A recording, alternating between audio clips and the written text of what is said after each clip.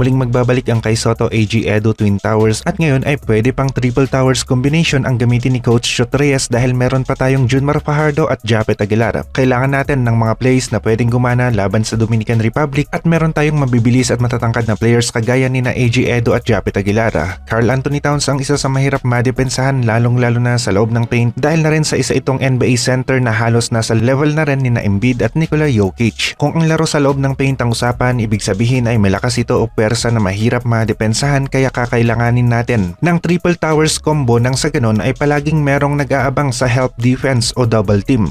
Mas mataas rin ang tsansa natin na makuha ang mga rebounds kung merong Triple Towers sa loob ng paint at hindi malayo na makita nga natin ang ganitong kombinasyon lalong-lalo na sa mga last minutes ng quarter. Kayang-kaya ni na AG Edo at Japet na i-stretch ang kanilang depensa sa 3-point area at kaya nilang habulin ang depensa sa 3-point area dahil sa may kabilisan rin ang mga players na ito. Ang focus ng Gilas ngayon ay ang Dominican Republic at maging ang Dominican Republic naman ay ang focus nila ay ang Gilas team dahil halos nandyan na ang game day at magkakaalaman na kung sino ang magwawagi at mas magbubunga ang ginawang paghahanda. Lahat ng teams ay ginawa ang halos lahat ng kanilang makakaya para sa preparasyon pero meron talagang talo at panalo. Todo nood o scout na rin si Karl Anthony Towns sa team ng Gilas at sa mga players na maglalaro ngayon para sa team ng Gilas. At mahalaga ang parteng ito ng preparasyon dahil nakikita ni Towns kung saan siya aatake at kung sino ang kanyang babantayan na sa tingin niya ay malaking threat sa loob ng paint.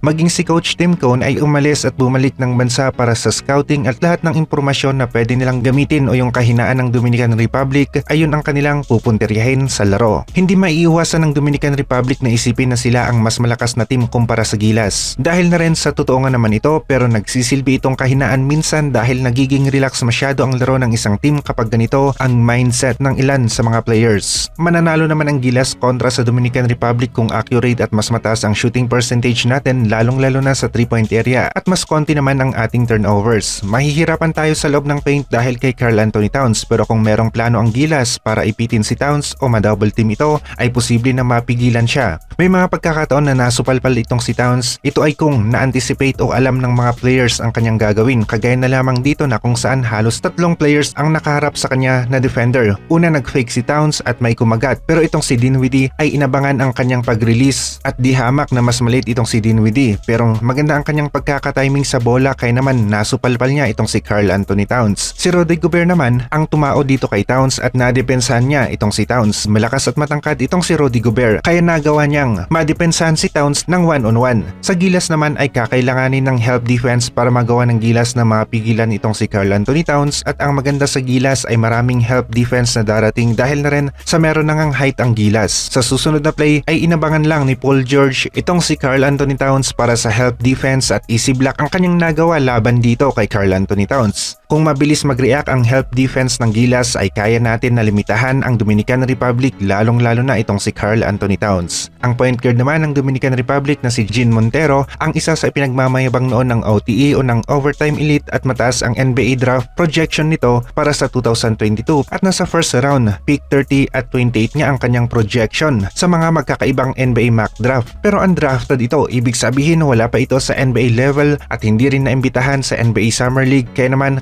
kayang-kaya na tapatan ni Scottie o ni Dwight ang player na ito dahil hindi gaanong nalalayo ang kanilang height na kung saan 6'3 itong si Montero at nasa 6'1 si Scottie Thompson habang si Dwight Ramos naman ay nasa 6'4. Sa height matchup ay halos parehas ang Gilas at ang Dominican Republic at sa taktika na lang magkakalamangan ang dalawang teams na ito kung sino ang mas maraming tres dahil sa libre o open ito at kung sinong team ang naiiwan ang depensa at ito yung mga bagay na nakakaapekto sa resulta ng laro. Kapag open ang isang player mas mataas ang tsansa na pumasok ang kanyang tira mapa 3-point area, mid-range at lalong-lalo na sa loob ng paint. Kaya naman mahalaga ang taktika sa opensa at depensa. Halos pares lang talaga kung yung mga plays ang pagbabasehan natin na kung saan nadepensahan itong si Towns. Depende na rin sa kung gaano kataas ang basketball IQ ng isang player na magdedepensa dito kay Karl Anthony Towns at kung nababasa niya ang gagawin itong si Karl Anthony Towns. Nadidihado ng konti si Junmar sa height laban kay Towns pero yung strength o yung lakas ay hindi sila nagkakalayo at kung may help defense sa loob ng paint na tutulong kay Junmar ay mapipigilan itong si Towns sa loob ng paint. Hindi magiging madali ang alley-oop plays para sa Dominican Republic dahil meron tayong Kai Sotto, AG Edo, Japet Aguilar at Junmar Fajardo na kayang-kayang abutin ang mga matataas na pasa para sa mga alley-oop plays. Posible talaga na manalo ang Gilas dahil kung sa height ay halos parehas sa mga guards at lamang pa tayo dahil kay Jordan Clarkson. At sa bigs tayo nadidihado dahil naman dito kay Karl Anthony Towns na kung nagawa naman ng paraan at nalimitahan ng kanyang scoring below 15 points ay posible na manalo ang Gilas team. Sa depensa laban sa guards ng Dominican Republic ay kayang-kaya ng Gilas at sa loob ng paint natin nakikita na magkakaroon ng kalamangan ang Dominican Republic kung mabagal ang help defense at hindi natin nababasa ang galaw ng kalaban lalong-lalo na itong si Karl Anthony Towns. Pero kung predicted naman o kitang-kita ng Gilas players ang gustong gawin ng Dominican Republic at nakakapag-react sila sa depensa ng maayos ay nakikita natin na papalag talaga ang Gilas at posible silang manalo.